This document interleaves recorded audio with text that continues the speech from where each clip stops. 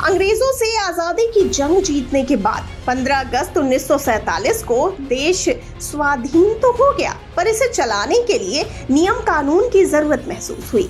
अंग्रेजों के बनाए कानून देशवासियों पर थोपे गए थे। इससे निजात दिलाने के लिए अपना कानून बनाने का फैसला किया गया। इसके लिए संविधान सभा का गठन किया गया। इस सभा ने तमाम देशों के संविधान और कानूनों का अध्ययन करने के बाद अपना संविधान तैयार किया। इसमें दूसरे देशों के अच्छे तत्वों को भी शामिल किया गया और इस संविधान को 26 नवंबर 1949 को अपना लिया गया। तभी हर साल 26 नवंबर को संविधान दिवस मनाया जाता है। आइए इसमें सबसे पहले तो जान लेते हैं कि कैसे तैयार किया गया संविधान। तो आपको बता दें कि संविधान सभा के पहले सभापति सच्चिदानंद सिन्हा थे। बाद में डॉक्टर राजेंद्र प्रसाद को सभापति चुना गया और बाबा साहेब डॉक्टर भीमराव अंबेडकर को संविधान निर्मात्री समिति का अध्यक्ष बनाया गया था। संविधान सभा ने अपने देश की विविधता को ध्यान में रखते हुए अलग अलग प्रावधानों को शामिल कर संविधान का मसौदा यानी खाका तैयार किया। इस दौरान अलग अलग देशों के कई संविधान का मूल्यांकन यानी इवैल्यूएशन भी किया गया। उनमें से जो बेहतर चीजें थीं, उन्हें अपने मसौदे में शामिल किया गया और इस तरह से दुनिया का सबसे लंबा लिखित संविधान तैयार हुआ। इसे तैयार करने में पूरे 2 साल 11 महीने और 18 दिन लगे। आपको बता दें कि संविधान सभा जब इस बात पर सहमत हो गई कि अब नियम कानून पूरी तरह से तैयार हो गए हैं, तो 26 नवंबर 1949 को सभी सदस्यों ने इसके प्रारूप पर अपने अपने हस्ताक्षर कर दिए। तभी से संविधान को अपना लिया गया।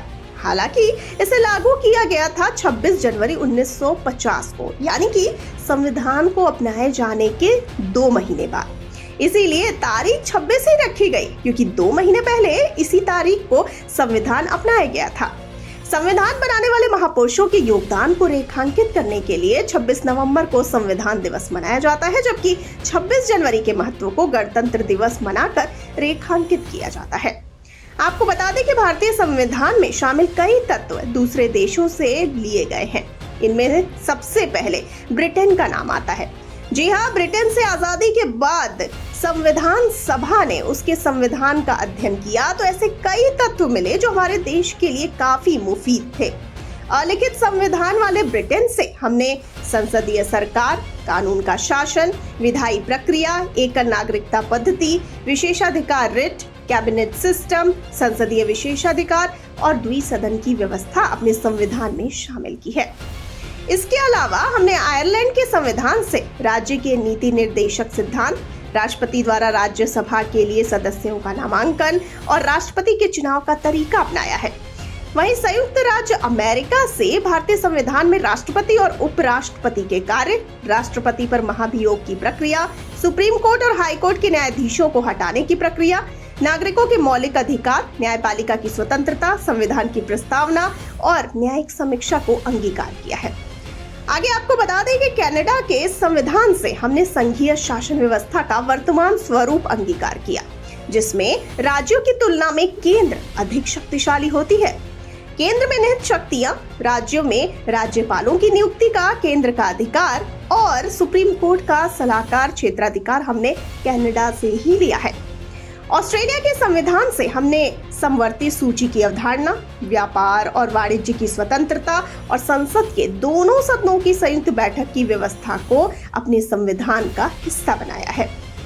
आइए अब जानते हैं किन देशों का है इसमें अहम योगदान। तो आपको बताते चलें कि तत्कालीन सोवियत संघ के संविधान से हमने नागरिकों के मौलिक कर्तव्य, भारतीय संविधान की प्रस्तावना में बताए गए न्याय के आदर्श को लिया और फ्रांस के संविधान से प्रस्तावना में निहित स्वतंत्रता, समानता और बंधुत्व के आदर्शों और गणतंत्र की अवधारणा को समाहित किया।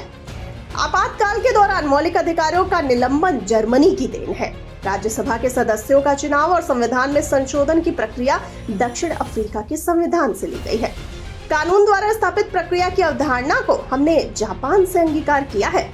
इसके अलावा आपको बता दें कि साल 1935 में बनाए गए भारत सरकार अधिनियम से हमने राज्यपाल के कार्यालय की व्यवस्था, संघीय योजना, न्याय तंत्र, लोक सेवा आयोग, आपातकालीन प्रावधान और प्रशासनिक विवरण को अपने संविधान में शामिल किया है।